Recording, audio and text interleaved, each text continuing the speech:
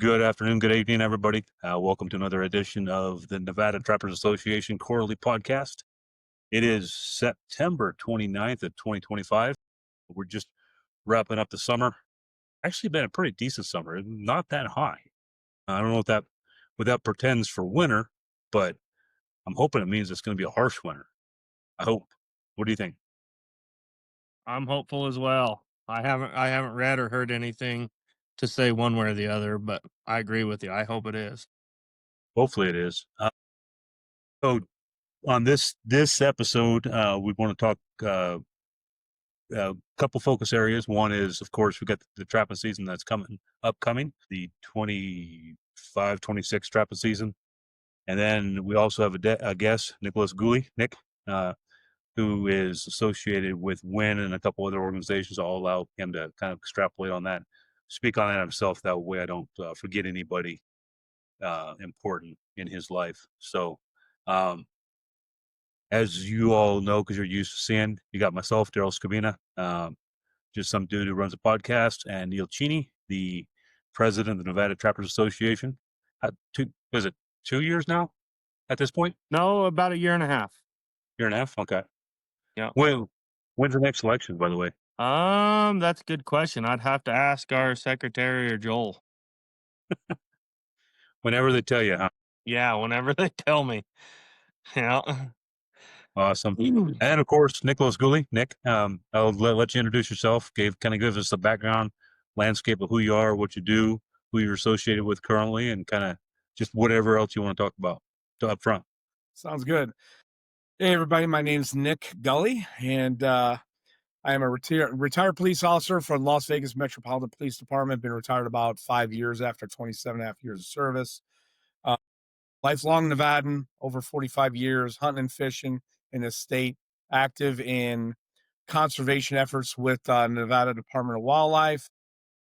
I was approached by somebody from NDOW back in 2020 after I retired and mentioned WIN. I have been familiar with WIN since the early 90s. I had a friend of mine who started WIN, Sean Fairbairn, and Andrew Cummins, who started that organization based on conservation out throughout the state. But because of my work schedule at the time, and raising a family, couldn't get as involved as I am now. I sit on the board of directors for Wildlife Habitat Improvement Nevada. My main focus is teaching young hunters, future hunters in the state how to hunt, fish, trap, repair conservation efforts that we set up through our nonprofit. We are a 503c. So every dollar that we make for the state of Nevada under Pittman-Robertson Act is matched 3-1 by the federal program NDOW works with it. So, for example, if I work 1 hour banding ducks at Key Pittman, I'm worth $33 an hour times 3. And WIN has probably 60 to 70 active members who currently go out on guzzler builds, repair fence lines from feral horses. I refuse to use the word wild. They are feral horses, and those of us in the industry know that. True. Build guzzlers for antelope and our elk, and then anything else, our upland birds that will use those. 3 little riparians that now has to maintain. And then on top of it, ducks and donuts, which is my specialty. We take kids out at Overton Wildlife Management Area. We just did one up in Ely for the first time. That's our first one. We had about 15 kids show up, 40 participants, and we teach these kids safe gun handling, responsibilities on how to ethically harvest their animals, how to clean their animals and get them ready for the table. So that's a lot of what we do at WIN. But the conservation effort is our claim to fame.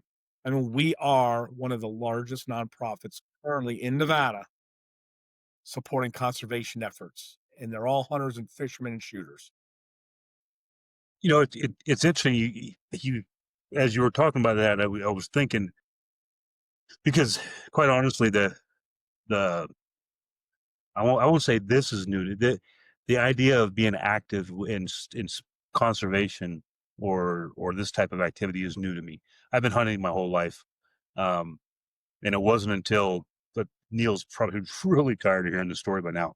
But it wasn't until we had a Trappers Readiness summit a few years back where I came to understand just how much of the state's wildlife is due to private individuals donating their time and money and expertise to make stuff happen. I just assumed that NDOW was funded out of the general public taxpayers fund, and obviously that they think 95% comes from the sportsmen. 97. 97%. Yep. And it dawned on me. I was like, man, I don't do anything. I give my hunting license. The only thing I pay for is my trapper license because I get my hunting license free every year. And I was like, I'm not doing anything. So I wonder what your perspective is, Nick, on how many people are actively participating in sportsman conservation like activities compared to the number of hunters and I'm driving out here. I wonder how many people actually participate in trying to make a difference versus just enjoy the fruits of the benefit of the work of others. And I don't mean that in a bad way because I was doing that myself for many years. I think a lot of people just don't understand that the reason we have bighorn sheep in Nevada is because guys like Larry Johnson. The reason we have, such a robust uh, waterfowl population is because of organizations like WIN, which isn't paid for by anybody other than your hard-earned sweat and dollars, right? Correct. So I wonder what percentage of outdoorsmen in Nevada actually create the atmosphere that we all get to enjoy. Do you think it's 10%? I think that's high, or you think that's I would low? think that would be high with you don't only have WIN.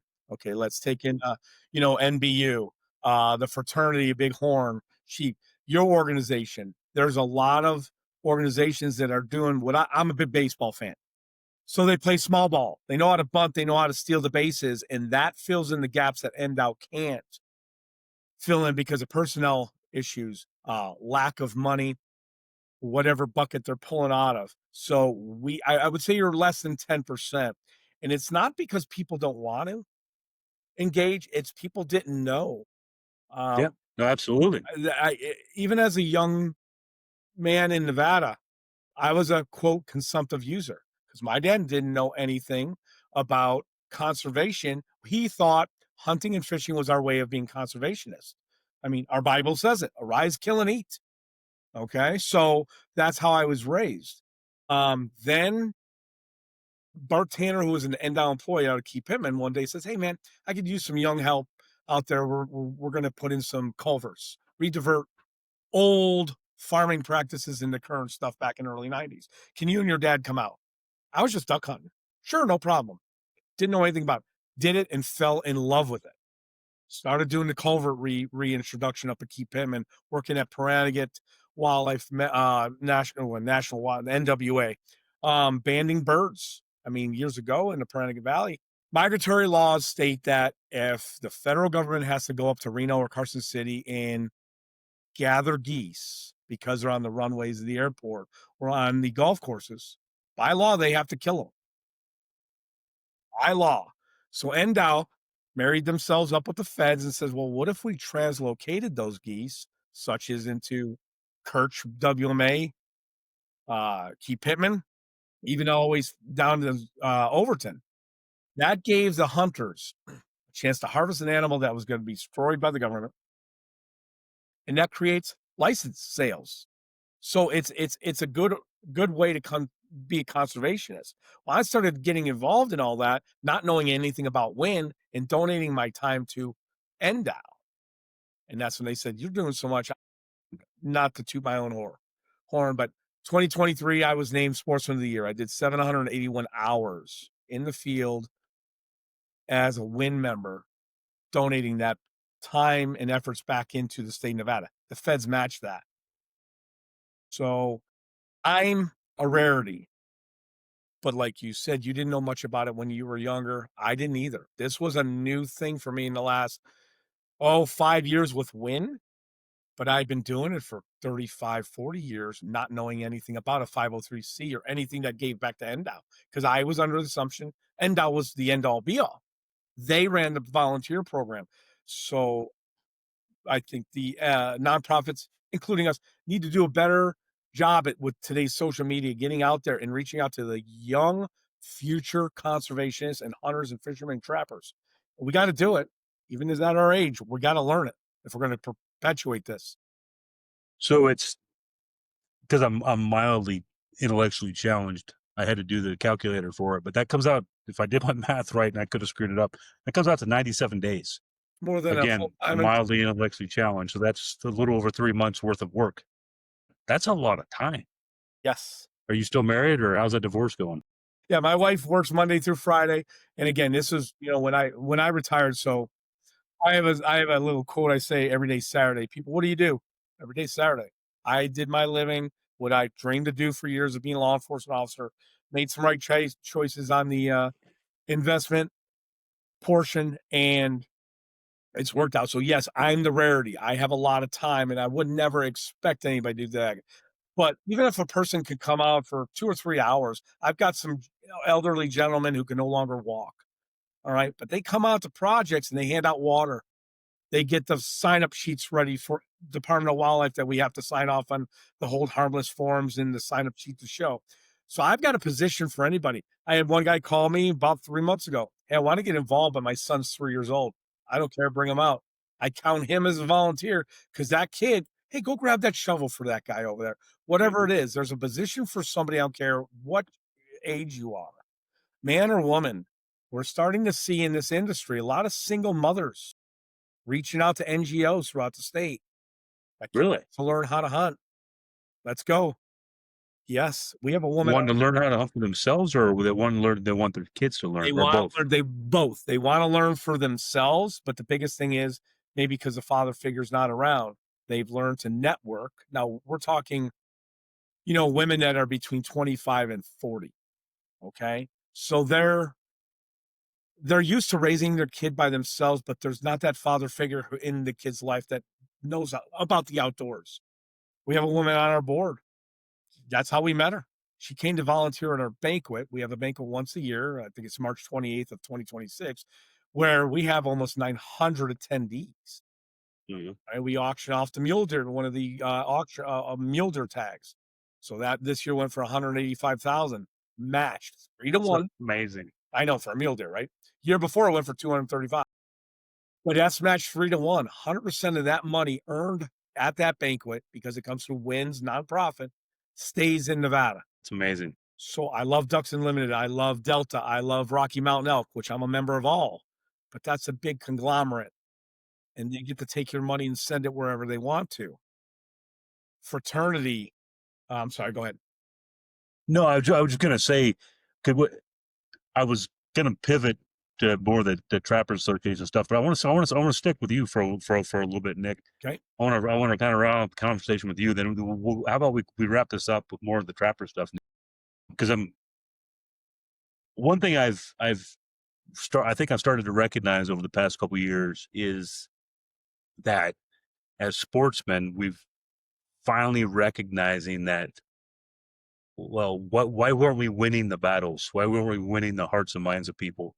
And it's because something I think you said earlier, we knew how to bunt, or we knew how to steal a base, but we didn't know how to play the whole game. Correct. And I think people are starting, it's a younger generation more than likely, are starting to figure out that, hey, it's coalitions of people working together that really pays off, because it's coalitions of people working against us. It's not individuals, it's coalitions, large coalitions with lots of influence who have been winning for years. And like stuff like WIN or Coalition for Nevada's Wildlife, or any number of other Friends of Nevada's backcountry wilderness, one of those, something like that. It's those groups coming together that are really starting to have, I think, a real impact Right. on policy, and not only policy, but the public facing image of sports, outdoor sports activities in Nevada. Yeah, You have any thoughts on that? it's death by 1,000 cuts, right? That's how anti anything works. Create policies and procedures to make it difficult for us to partake in our hobby, right? I look at this when it comes to the state of Nevada. We are becoming a professional sports town now, with the Raiders, with soon to be A's, the VGK. But what I tell people that are involved, I go to the cabs here in Clark County. I've been to many cabs in Lincoln, one in Nye, but I go to all the cabs here, and I watch the antis spout off their rhetoric.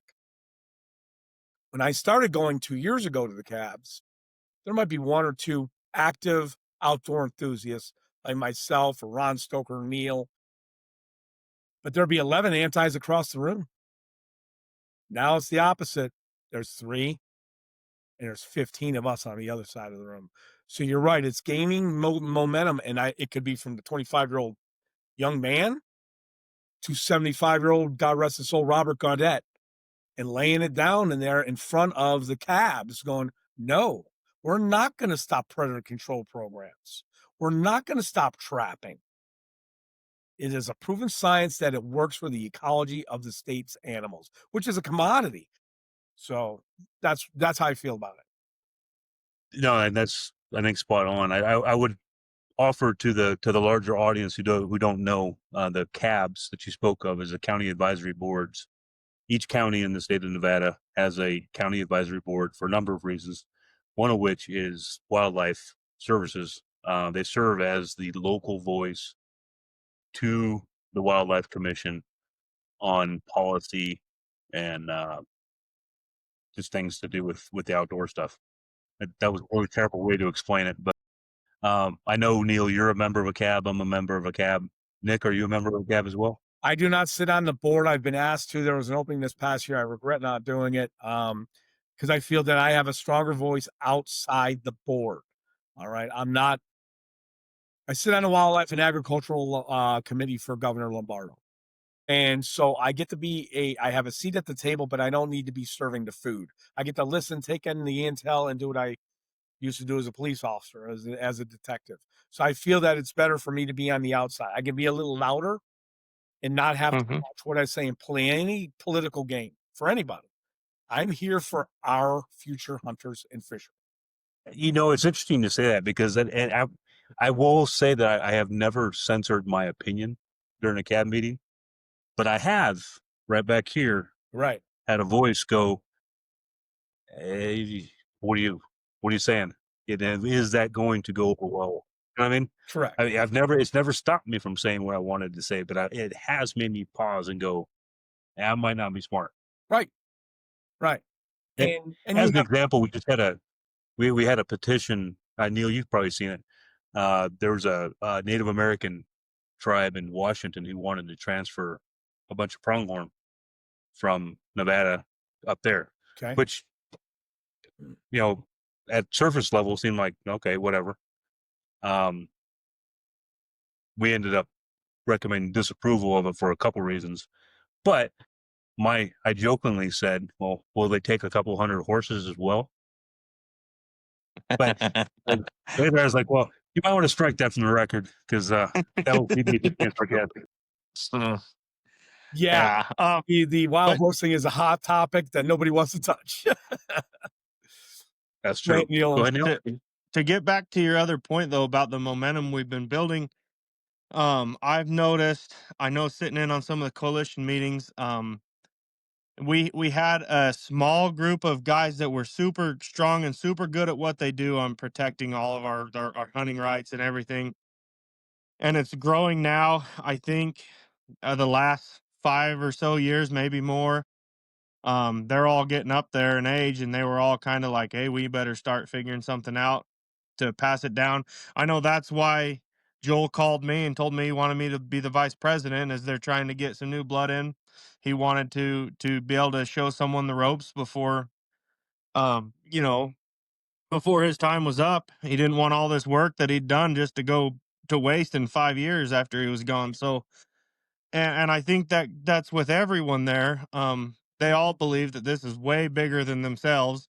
They weren't doing this just for them, and it's been a big push in the last few years from these groups to bring in some more young blood and folks that were interested.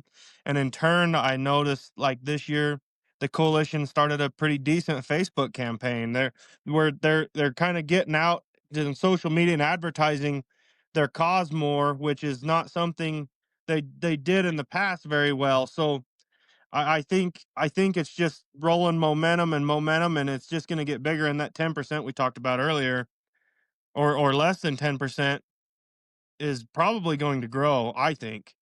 Um, we do a lot of groups. Nick does a ton of stuff that win the youth ducks and donuts that he talked about. They're a huge part of the youth outdoor expo that we put on.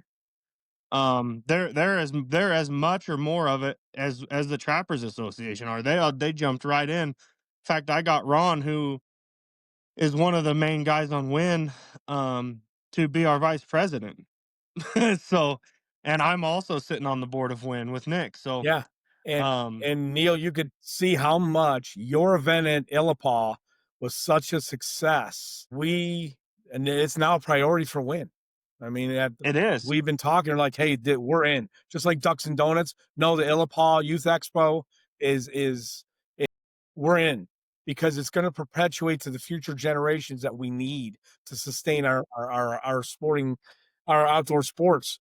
Listen, I went to your Trappers Rendezvous in Panaca 2021, I believe it was. Yep. Okay. Mm-hmm. I was up there to represent Win, and also Yep. That was where I met you. yes, correct. And I was there for under the Lombardo campaign. And Mm-hmm. I mean, I've been around trapping. I've ran lines back when Bart Tanner used to run lines for the Department of Wildlife, but it was just because I was out there hanging out. And then met, actually, I believe there's one gentleman who's like a coyote specialist who's a current Las Vegas Metropolitan Police Department member. Okay. Last name Staley, maybe. Yep. Mm-hmm. Okay. And he came out there, and I'm standing there watching. He probably brought $25,000 to $30,000 in equipment and set it up and had a seminar.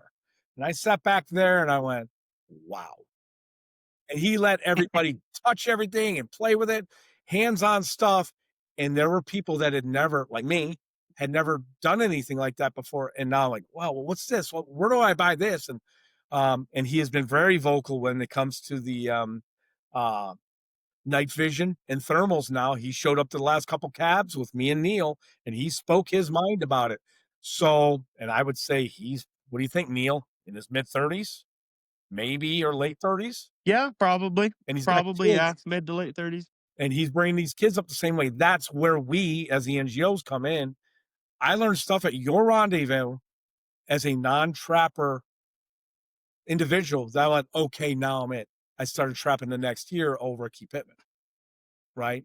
You know, it's what I find really interesting about the discussion you two just had was the fact that I think some people have, and I probably am the same victim of this, have this conception of, okay, there's an issue on the table, whatever that issue may be. Maybe it's thermals, maybe it's the incidental trapping of mountain lions. Maybe it's pick a topic, doesn't matter.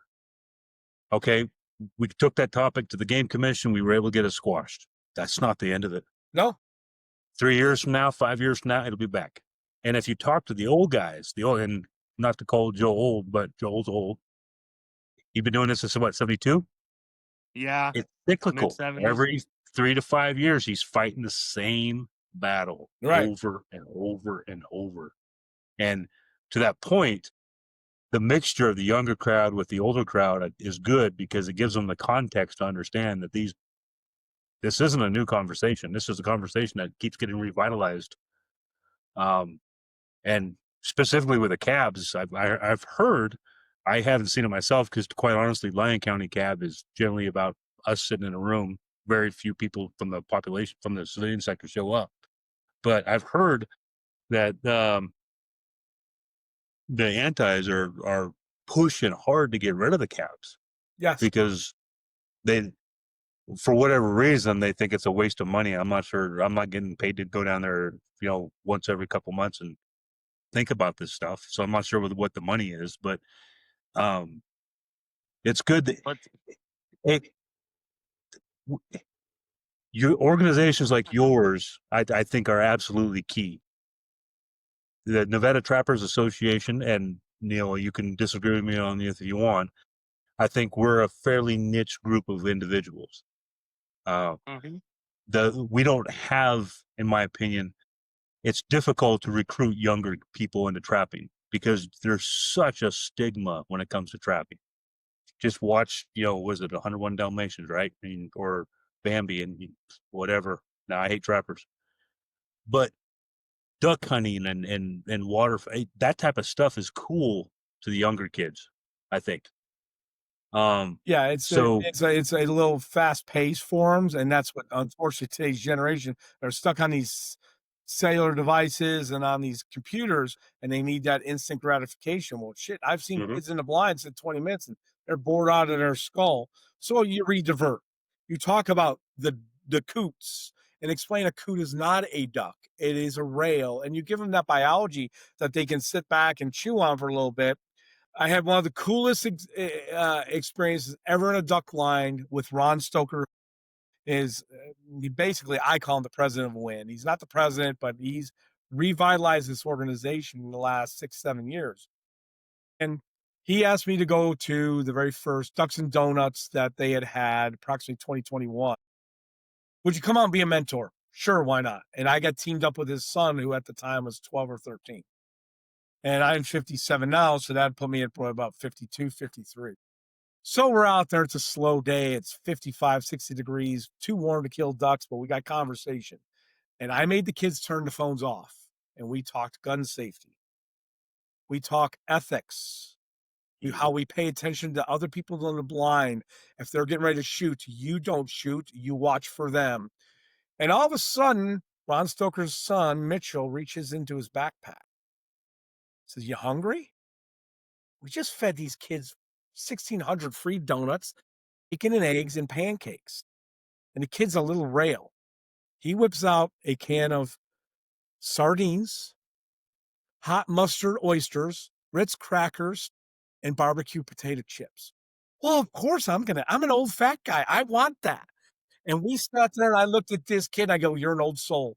You pack like my dad used to pack when he was still alive to go duck hunting." I said, "You got coffee in there?" He goes, "Well, unfortunately, no, because I'm Mormon, so we don't do that." He goes, "But I got a Red Bull for you." So wait a minute. this kid came out with the pantry that I would have packed for my day of hunting. And it was so refreshing to see this. And whether Ron taught him that or the kid's just a junk food junkie, it was fun. So now every year we hunt this Ducks and Donuts. That's what he does. He brings out the junk food for this guy. And it's refreshing. And we didn't kill one duck that morning, but the kids had. Well, the key, in my personal opinion, is the fact that and I wish I could remember the name of the gentleman who brought this up, but a couple of years back during the big election, I think it was 2020 election, he did a bunch of polling and he turned out to be the most accurate poller when it came to just figuring out who's going to win. And I've always had this perception that most adults, 65% of adults, once they hold a belief, will refuse to let that belief go. No matter what you tell them, they're just, it's so ingrained. He said it's closer to 90 to 95% of adults. So that told me, number one, holy smokes, that's insane that many people are unable to change their mind. But number two, that told me that if you're going to change the trajectory of culture, you have to start with the younger crowd. Yes. You have to catch them between 12 and 20. Because by the time they hit 20, they've already figured out that they know everything. And they're going to continue in that trajectory in life for the most part. So organizations like yours who are focusing on and the youth event this summer, Neil, that to me is absolutely key because odds are I'm going to trap my entire life. I've got probably 30 years before I die, somewhere between 30 and 40, roughly, if the odds are with me. That's not guaranteed for somebody who's 20 years old. There's nothing guaranteed about it. Unless you educate the younger crowd and make them understand the influence that they can have and the influence they have to have in order to maintain the stuff they used to do with their dad. Correct. So that's awesome. That's incredible. What else does Wynn have going on in the next, let's say the next 3 months? 3 to 6 months. You Let's said March was a banquet, which I know is the big deal. Yeah, our goal is to get 1,000 to 1,100 in the room at the South Point Casino, March 28th. I believe we're going to open the doors this year at 4 p.m. You know, we have usually around 250 or more guns that could be auctioned off, buy raffle tickets, things like that. That is our big event of the year. That's where we make a majority of our money that we can then, let's say, sheep capture. I just did the sheep capture for translocation between Utah and then the Cortez and it's one more thing in Nevada. 2 locations in Nevada, 1 to Utah. So we pulled Yeah. out 52 sheep, all right, in about a week, and we translocated them. All I did was show up and cook for everybody that was there. Kuyu was out there. Another nonprofit related to like the fraternity of Bighorn Sheep in Nevada. There was one out of Utah that came here, and I went out there and I cooked for 3 days, breakfast and lunch. So we take money out of what we get from the banquet. I may go out there and say, okay, I need $500 in this, and I purchased a 6x10 equipment trailer, and I hauled it up to the Muddies, and I stayed in that thing for 3 nights or 3 days and cooked and hung out. And I don't hunt bighorn sheep. That's not my passion, but that's what Win does. We multifaceted. All right. Neil's rendezvous. We've done work with him on that. His greenhouse, that I think is a great thing. He's creating habitat in an area that normally wouldn't be able to be having that type of project go on. And so I believe you reached out to us and we gave some money towards the implementation of a greenhouse that he's running, and because of Neil's idea, I've got 2 Win members that are doing the same thing when it comes to waterfowl habitat. So they're growing swamp timothy, they're growing goosefoot, they're growing Japanese millet that we will be put into key Pittman management area to feed and maintain duck populations. Win is multifaceted. I don't care if we're fishing or if we're working on fish hatchery, if we're working on a guzzler, big game, if we're teaching kids how to be good conservationists, we are politically active. Okay. We have a seat at the table because of Governor Lombardo. Okay. We are trying to make him an honorary board member. He won't be able to vote on anything, but at least he is known as, well, he's a board member to Win. All right. And he has supported our efforts. Well, when you walk into a donor's office and say, "Hey, I'm Nick Gully of Wildlife Habitat Improvement Nevada," and start spouting off your rhetoric, and you say, "By the way, I don't care what side of the aisle you sit on, your governor of your state supports outdoors activities. So this is why I think you should give me $200,000, okay? Because the governor believes in us.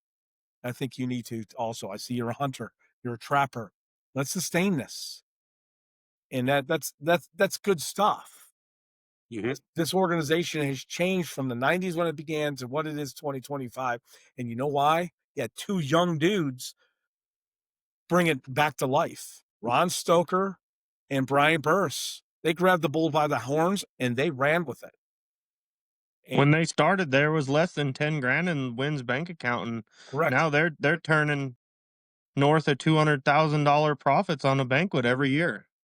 Those 2 are amazing, amazing guys and Yeah. amazing leaders to Yes. organize Wynn what it is now. And it was a quick turnaround that they made. Yes. And what's important, I think, the takeaway, if I was just watching this, is that's a couple dudes, right? Yes. Just a couple guys putting in extra time and effort that can actually make such a huge impact. Just think, maybe my 10%'s high. Maybe it's 5% of actual sportsmen in Nevada actually participate actively in some sort of political or conservation effort beyond buying a tag. Man, just think if you get 5% more, Yeah. just 5% more to actually help put in guzzlers, help put in or do whatever. I don't know, 1 weekend a month. I don't know, pick 1 month a year, do 1 weekend. Well, Can you imagine? what I've found is interesting is if I was a young, now I have no kids and I didn't say that in the opening. I don't have a dog in the fight. I don't have children. I have no grandchildren. But when I'd seen what Win was doing, I latched on. That one episode in a duck blind with a 12 or 13-year-old kid busting out junk food touched my heart. Okay. And I'm like, yeah, all right. These are the kids, like-minded people. Again, 6 to 60. We're all sitting doing the same thing. And I'm like, yeah, okay. I'd already been involved in the conservation thing when it comes to planting and disking fields and trapping and whatnot. But when it came to the kids, it opened my eyes. It really did. And I love watching these kids kill their first animal. Really. It's such a learning experience. Yeah. Have we had tears shed? Oh, yeah, we have. But that's when we as the mentor steps forward and go, hey, this is why we do this. I come from the old school. You kill your first deer, you get the blood under the eyes, and they joke about taking a bite of the heart. No, that isn't what we do. We show respect for the critters by harvesting them and feeding them to our families. And that really, really makes me happy. I like the guzzlers. I'm getting older now and it's tough. I don't hunt sheep. I do hunt antelope and deer and elk, and they benefit from guzzlers. But as I'm getting older, I have to back off of some of the manual labor. So how do I fill in the gap? I go out and cook for these guys. That's what I do. I go buy all the food. I show up. We got some great donors. One thing I brought to Win was this.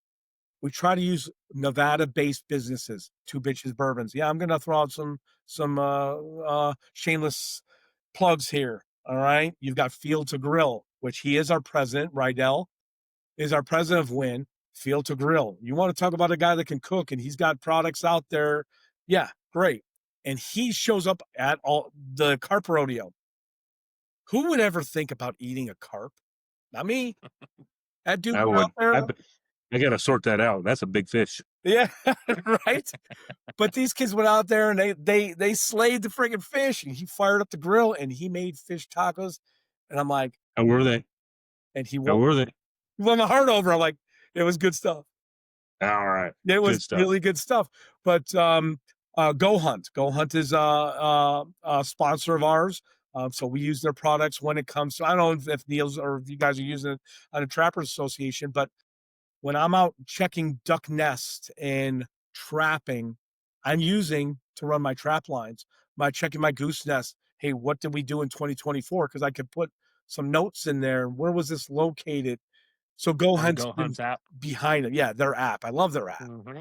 Right. Onyx is Yep. good too, but I believe in supporting local. So I use Go Hunt, and so does Win. Check that out. Yeah. Battleborn beer. All right. Battleborn beer, the local Nevada beer. Battleborn beer. And Frey Ranch whiskey. Okay. So I'll go out and buy a bottle of that when we're sitting around the campfire, because it's not all work when we get to these guzzlers and we're rebuilding trails and we're banding ducks. There's off time too. We sit around these campfires and pass the beer around, and we're cooking steaks, burgers, whatever. Could be hot dogs, but we're bonding. And what I'm finding with the younger generation is, because they don't have that figure in their life that was not an outdoorsman, they're networking with us now. Hey, I don't know anything about fishing.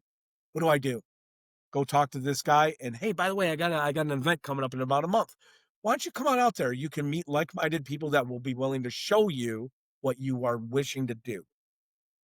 That's And cool. they're more willing to tell you stuff Yes. when you're sweating with them. Yep. Not just when you're calling around or run into them and asking for information on Facebook. When you're out there on the ground doing the work, you're more likely to get the info you're looking for out of Yep. folks. And you start showing up to the meetings, and the guys start seeing you 2 and 3 times a year. Again, I made a comment the other day at our meeting. Say, listen, I know it's overwhelming. We were showing the agenda for 2025, the last quarter of 2025 and going into 2026, and there's 35 projects going on, right? From guzzler bills to duck openers to frickin' banding ducks to cutting hard stem bulrush, collaring mule deer. I said, don't get overwhelmed. Pick your poison. If you're an antelope hunter, there's something up there for you. Might be repairing another guzzler somewhere in Tonopah because it got damaged by feral horses. Pick your poison. We're not asking for 700 hours a year. 5 hours on a Saturday. We get people are working, they're 40 hours plus trying to raise families. That's what's beautiful. There's no pressure when it comes to do what you can do, but get out there. Mhm. Instead of being a consumptive user all the time, get out there. Even if it's showing up at a citizen advisory board, when we're talking about thermals or the ending of coyote contest, get out there and voice your opinion. That counts as conservation in my mind. No, absolutely. I just had a thought. I'm making this up on the fly here. I wonder if somebody could demonstrate that they provided X number of hours a year, and we'd have to come up with figure out what that number is meaningful. Let's say 100 hours a year of donated time to and I hate to use the word accredited because accredited is not right, to a legitimate outdoor like WIN or Nevada Trapper Association or pick your poison. If you can demonstrate that you have 100 hours, we as a coalition together, and I'd say we in the collective sense, we'll pay for your hunting license next year. Right. I wonder, How about this? gift certificate for a hunting license. Hey. How about something like this? And this is where I think recruitment by NDOW would help. So, okay, NDOW, you want 12 volunteers to show up at a guzzler build, wherever. And all of a sudden, Neil Cheney shows up, and Neil Cheney's seen at many guzzler builds. How come when Neil Cheney does it, when he puts in for big game, we give him an extra point, a preference point? He earned it. All right. Now let's set an hourly. You got to do 100 hours. Utah does a thing with, I think it's called dedicated hunter. So you can spend, I think it's between $1,200 and $1,500, and don't quote me on these numbers, okay? Mhm. I know the program. $1,200 to $1,500, you buy the dedicated hunt program, guarantees you to hunt 3 years, and you can kill 2 animals within that 3-year period. But you also have to go out and do so many hours a year of dedicated conservation efforts. Could be gathering fish out of a pond and moving them. It could be fixing fence line in the elk areas. Why aren't we doing something like that here in Nevada and It's interesting. give the big game hunter applicant a point or a half a point? Yeah. Okay. Something. So and that's something I would like to propose to end out in the future. But why aren't we doing it? Or for me, the perfect example this year. How does no good deed goes unpunished, as my dad used to say. How does a guy go and put in for because when you on opening day here in Nevada for Overton Wildlife Management Area and Key Pittman, you have to apply just like we do big game. Okay. And it's under the same system that Calcami used to run and whoever's running now. So I put in my application and things like that. And then in the state, we also have swan tags. I put in for Overton. I put in for Key Pittman. I put in for a swan tag. 700 hours volunteer town, and I don't get time, and I don't get nothing drawn. That's kind of disappointing. So even on the small things, if we didn't want to give a benefit to a big game hunter, hey, we'll give you an Overton or a Key Pittman reservation for opening Dove Day. Just We're all going. somehow incentivizing the idea that providing your time and your effort into this makes everything better, and we'll reward that in some way, shape, or form. And I'll admit I'm skeptical of convincing the state to do it. Correct. But I wonder if there's something in there for the coalitions that work together. I don't know. Just a thought. Yeah. We'd have to change NAC, I believe, to get anything like this implemented, which we could do as nonprofits and coalitions. NAC goes through the Wildlife Commission, so Correct. Yeah. So it's thoughts, but then I get the naysayers going, oh, so basically you're making somebody feel guilty for being a consumptive user, but they don't have the time. No. And I'm like, that's not it. That's your I'm not taking points away because you didn't help. I'm just giving you points if you take the extra time to help. Right. I'm incentivizing participation. Right. And I'm incentivizing conservation. Guys like, I get these people that we have the conversations about it over coffee, and they're like, but the thing is, not everybody has your time. I totally understand. But you make time to go out and scout. You make time to go out and kill your animals. So you can't tell me you give up 1 day out of 52 weeks to take your son or daughter and learn a management area that you might be able to fish and hunt down the road. or public land, or meet somebody who's actually involved in the trapping world and go, this is what these animals do to the ecology. This is why they should be removed. And by the way, you might be able to make a dollar or two off of it. You guys know what the pelts are worth and what everything. I don't. But we expose everybody to this and they go, I didn't know that. I just thought it was just killing. No, there's science behind this. Yep. So, All right. So, real quick, I want to pivot towards the Trappers Association, but I want to give you an opportunity, Nick, to plug anything you want to plug. Where do people find out about Win, and anything you want to close with on the Win or larger waterfowl kind of topic? okay. Winlv.org or winlv.com. They're in the middle of changing that because of this endowment. We are in the middle of trying to formulate a $5 million endowment, which would benefit the entire state of Nevada when it comes to conservation effort. Okay. And we would then take that money and also assist other NGOs with what they would need. Let's say fraternity says, hey, I need 10 grand to fly a helicopter in the muddies to move some sheep. Here you go. Okay. You guys, hey, we need to buy some new equipment. Okay. Here you go. So we're in the middle of trying to start a $5 million endowment. To plug anything, all I can plug is this: bring your families out to any Win event, and you will meet like minded people that are happy and they will educate you on whatever you need or want. And if we can't do it, we're going to tell you we can't do it. All right. We try to stay away from the politics as much as we can, but we are getting a little political because the season's coming up, and we do have a seat at the table with Governor Lombardo. He's been good to the Second Amendment guys and being really good to the outdoor people and our ranchers. Just look at the things he vetoed. He broke 2 records with the vetoes. So pay attention to politics because it's the paper cuts that are going to take our sports away from us. We died by 1,000 cuts. And at the end of the day, conservation is a lifestyle, and that's what Win's all about, guys. So I want to say thank you for giving us this format to tell folks what we're all about. Thank you. Well, I appreciate you coming. And Neil, quite honestly, you spawned an idea into me, which is going to lead to my last question for you, Nick. May not be the last question. I'm like Columbo over here. Who should we be talking to that we're not right now? Who should we invite on the next episode that you can think of? I would say Alan Janae, your director from NDOW. If not him, Damn. Caleb McAdoo, your deputy director. Get him on here. Okay. That's who I would say. And could I be the format between you and them? Yes, I could. You can always ask. Okay. I'll have to stop drinking beer on the podcast though. So I will tell you this really quick. At our meeting Thursday night, 2 gentlemen walked in the middle of the meeting. We had about 30 people at the meeting, and we do a round robin after we do our Pledge of Allegiance and our prayer. And all of a sudden, I look up, I see 2 guys sitting in the back with their backs in the corner, and I'm like, okay, kind of strange. Being the old retired cop that I am, I'm like, that's right, I'll pin them down.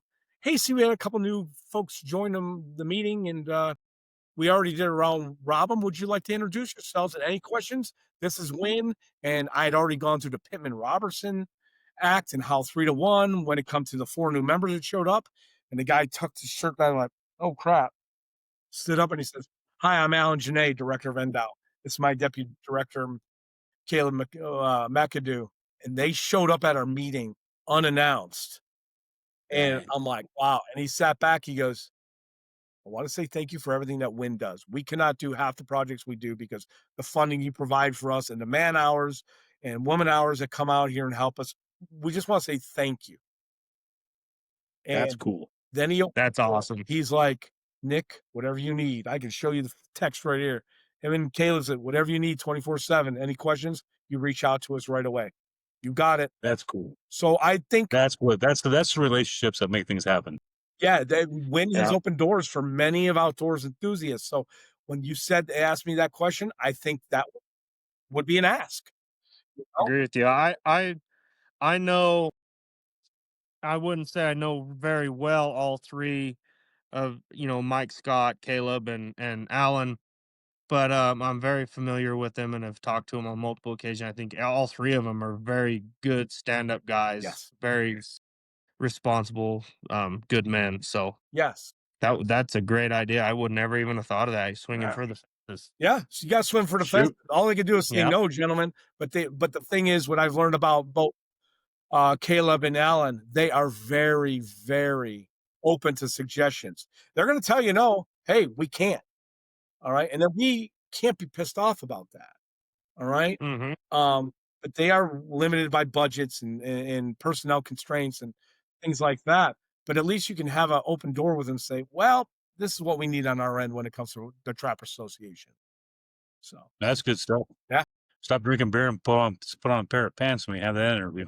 Well, that's what I do. Just hide it in a White Sox cup, and nobody ever knows. Nice. Actually, no, it's a cherry soda, but yeah, because I wasn't sure if we were allowed to drink. Because usually I do have a beer with me, but I saw one You're pop up. perfectly fine. Oh, too bad my wife. You're perfectly fine. All right. I really do appreciate you coming, Nick, and definitely we'll definitely want to talk more about that as as a potential down the road for sure. And I like that. I don't know. It just occurred to me. I like the idea. If we do this, then we ask them, who should we be talking to? Who should be in the next one?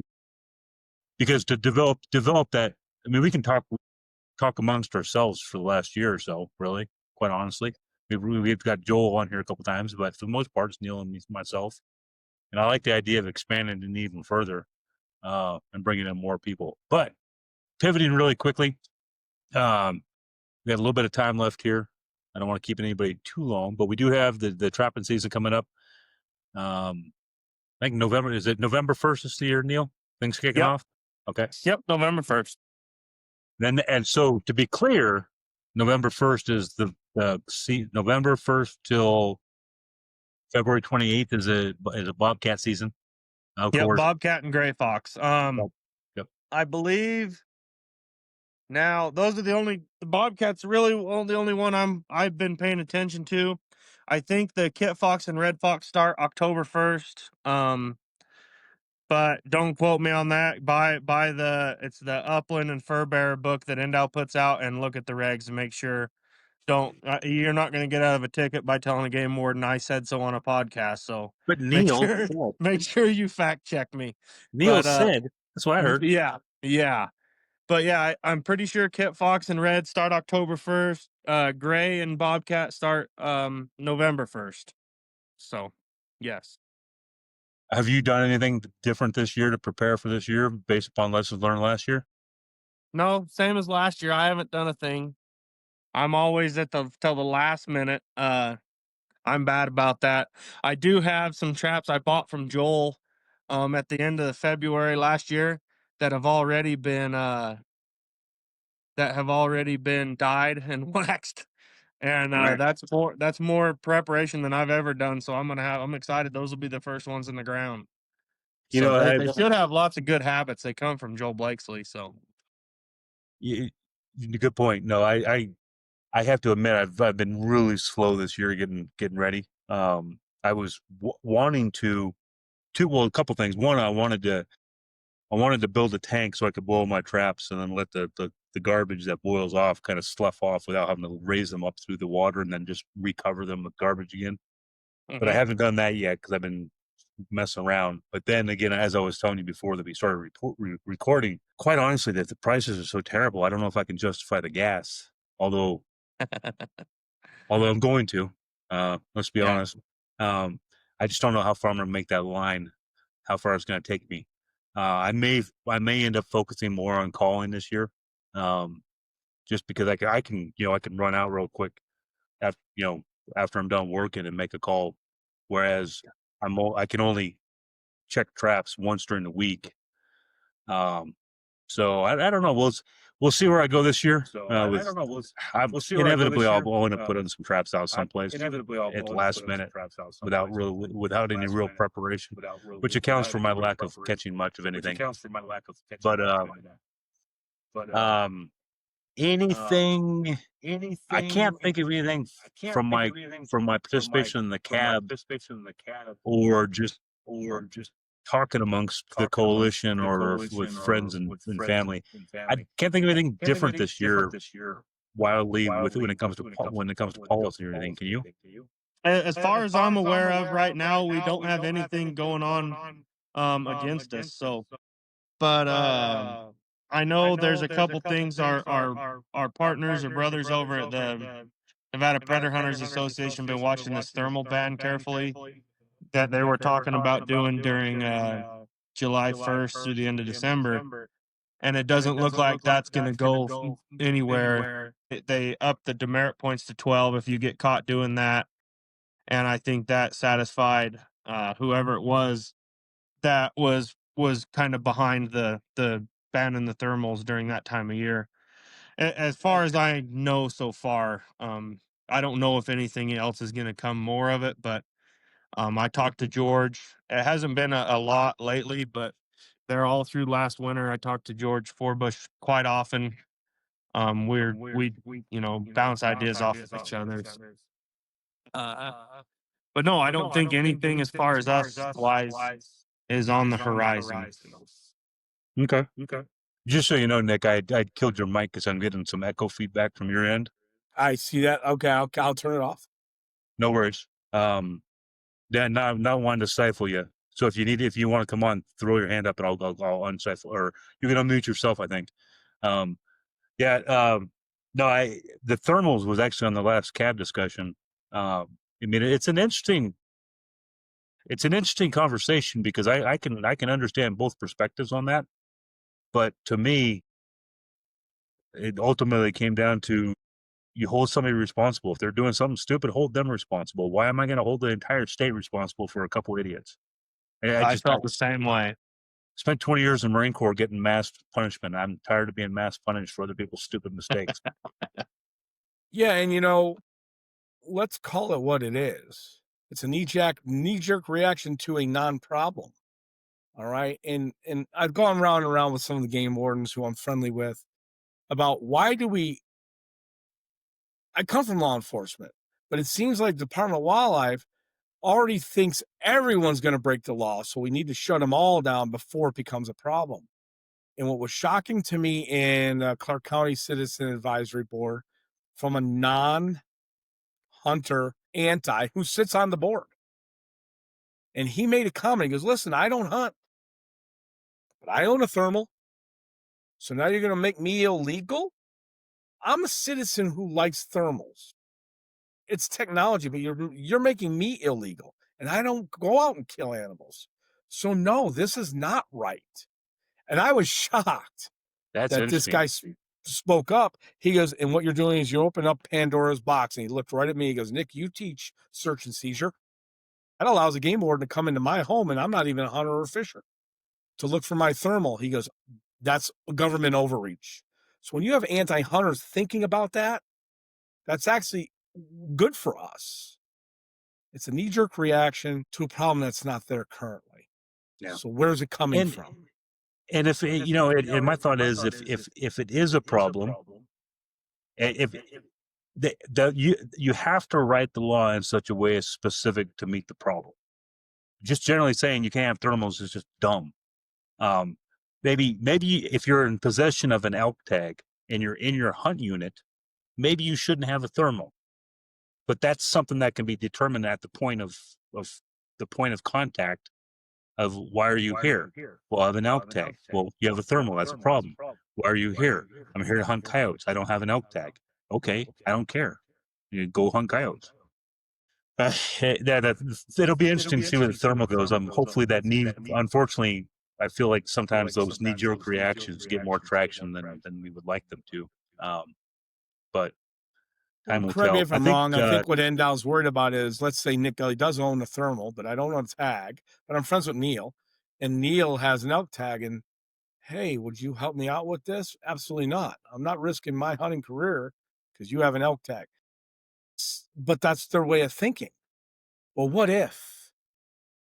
Okay, well, speed limit is 75 miles an hour. What if I did 85? Then write me the ticket. Or done write me the freaking ticket. It's like I'll quite honestly, I got pulled over for doing 95 and a 65 and got up north. And when he pulled me over, he goes, "You know what I pulled?" I said, "Yeah, because I was speeding. Give me the ticket. I don't know what to tell you. I was speeding." Yeah. And believe it or not, by law, that's unarrestable events. 30 miles over speed Yeah. limit is reckless, but not He you was gotta nice be a enough to real write for jerk. 20 over, thank God. But I think he did because I was just straight up honest with him. He's like, "Well, you know I pulled you over." And yeah, absolutely, I was speeding. Why? Because I'm in the middle of freaking nowhere, and I felt like driving fast. I don't know what to tell you. Yeah. Yeah. Okay, It happens. there's your ticket. But these guys with the thermals, I couldn't tell you the percentage, but they're law-abiding citizens trying to actively pursue their sport and ethically get that critter home.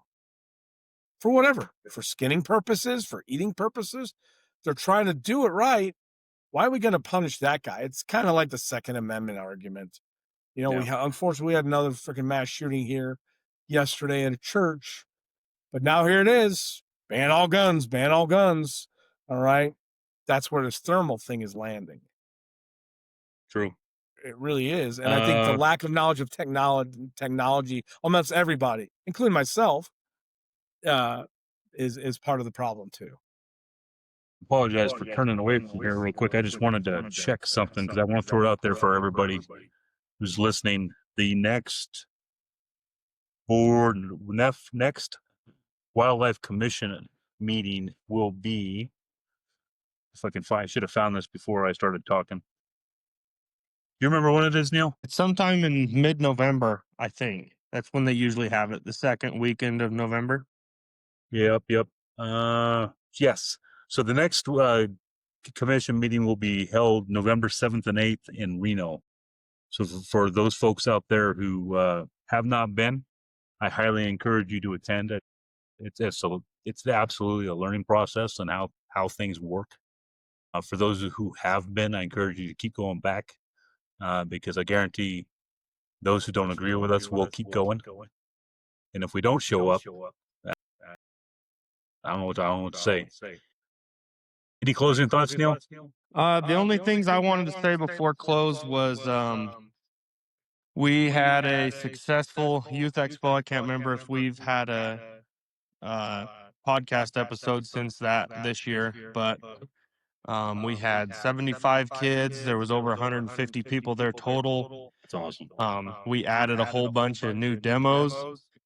We learned a lot that we're going to change next year. It's not just me and Ron and Joe Bennett throwing ideas off of each other. There's a whole group of us. And we're having a committee where people actually have delegated responsibilities. It's going to be a lot more organized next year and bigger. We're going to have more donors. It's going to get a lot better. So as good as it's been before, expect it to be significantly better next year. I'm excited about that. Also, we put in here in Lincoln County or in Pioche, we put in a float for the Labor Day parade for the Nevada Trappers Association. Really? I couldn't pass it up. The theme was your favorite outdoor activity. So how could you not put the Nevada's original outdoor activity in the parade? So we did.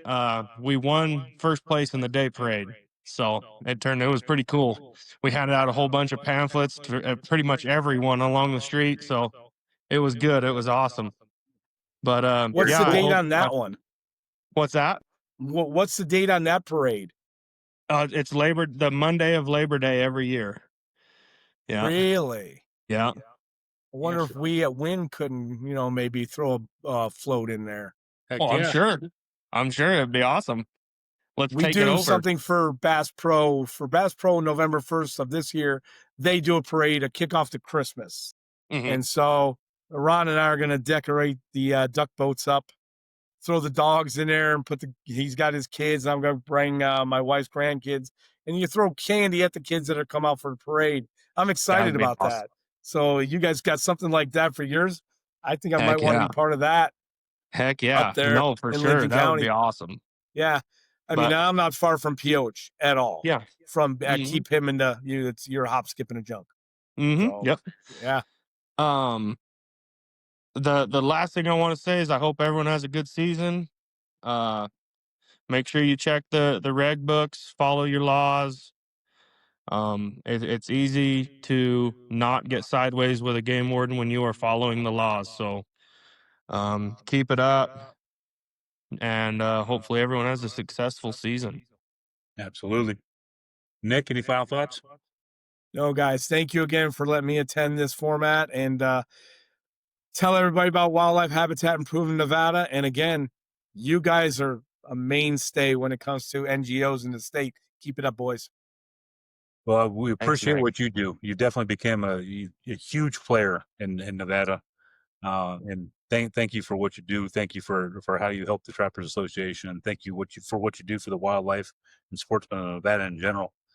And in closing, I would just offer, if I could walk away from this conversation with one thing, and I'm always amazed by this, it's the fact that what we do is done by individuals. So I would challenge anybody who's listening to this to find something that you can do. And if that's just showing up to a CAB meeting to express your opinion on potential policy once every couple months, yeah, even as a member of the public, do that. If it's volunteering for WIN down in Vegas, do that. If it's attending a quarterly meeting of the Wildlife Commission as a member of the audience, do that. Just find something, the National Guard thing, the 1 week in a month, 1 month a year type thing. How about just 1 week in a freaking year to do something? If we could get more people to just give 8 hours of their life 1 day a year, we would be a far, far better state, and we'd be in a far better position overall. So I would leave you with that thought. Thank And you, then guys. the next one for the upcoming will be, if I got my quarters right, will be in January.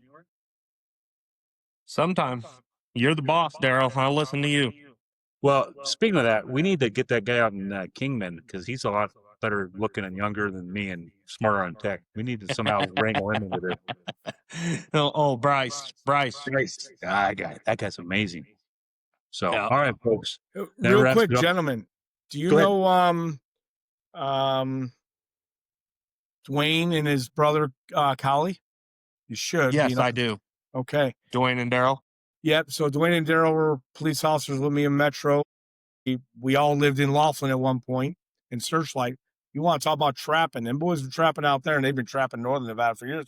So they might be somebody to have on your podcast in the future if they'd be willing to. That's Awesome. a great idea. I like it. All right. All right, then, Thanks, folks. boys. That wraps up this episode of the Nevada Trappers Association Quarterly Podcast.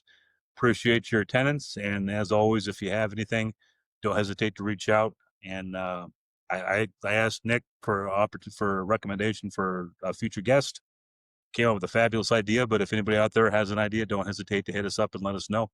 Thank you again, and happy hunting, and be safe out there. Yep. Thank you. Thank you, Nick. Thank you.